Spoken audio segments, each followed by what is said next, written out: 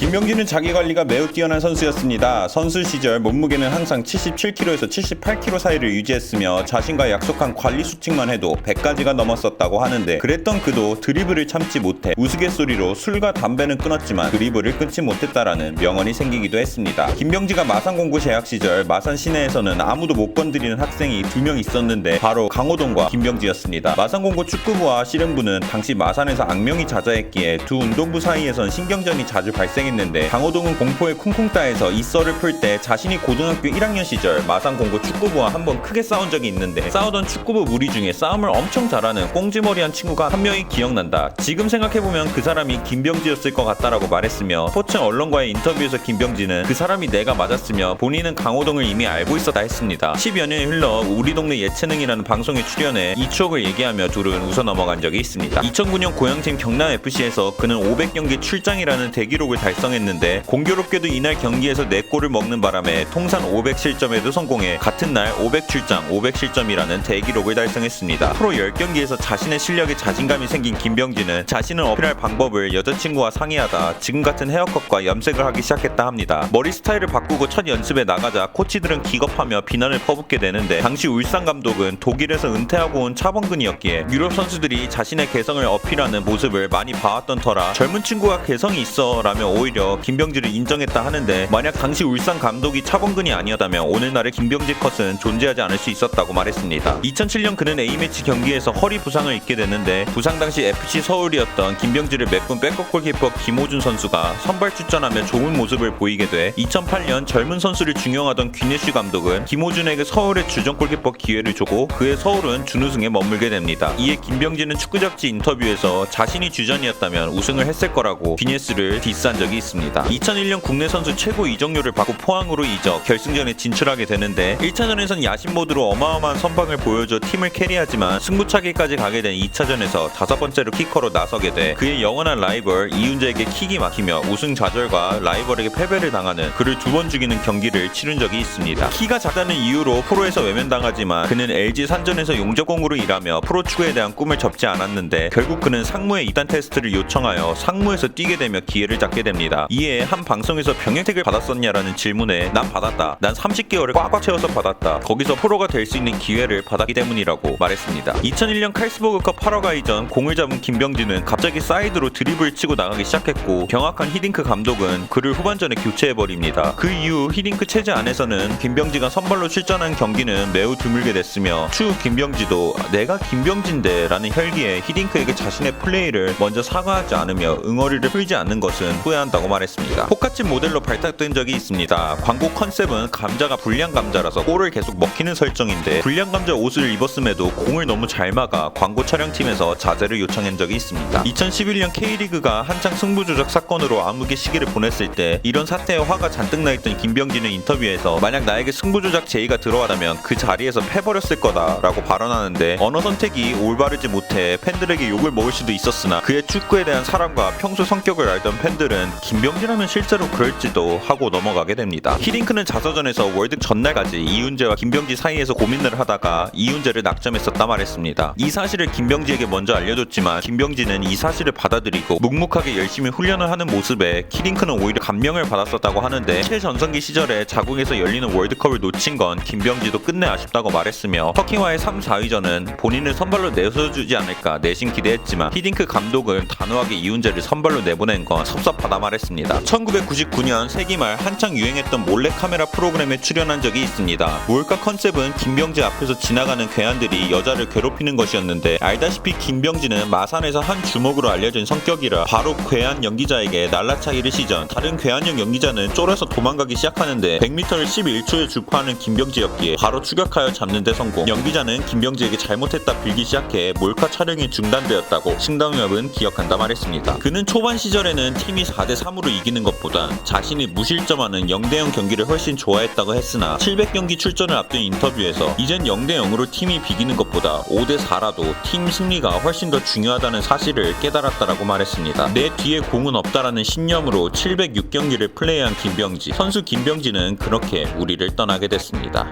끝!